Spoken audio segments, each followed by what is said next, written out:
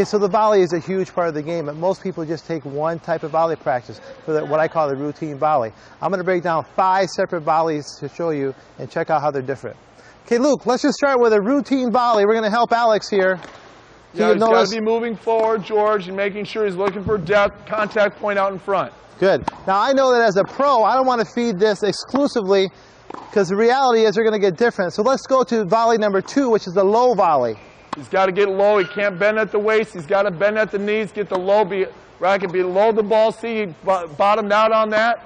Get underneath it and punch it deep. Good. Now, one volley that rarely gets practiced is the stretch volley.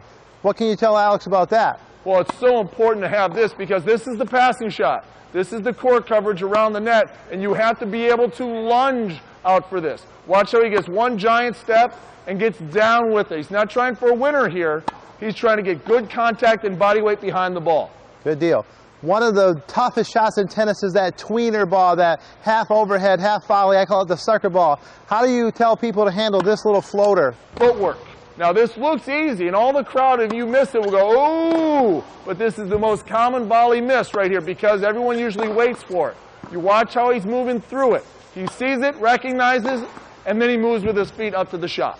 Okay, and the last one, which I like to really teach because at the higher level it's more common, is the block volley, where the player would start a little bit closer, maybe like in the net position, and I'm just going to feed it extremely hard and at you and see if you can handle this volley with a block volley. This is where you get your mouth guard out, maybe put the helmet on. You've got to get ready with your good firm wrist and block this ball back. Use the velocity from your opponent and redirect it. Look at this, hands out in front, and he's still moving forward, coach.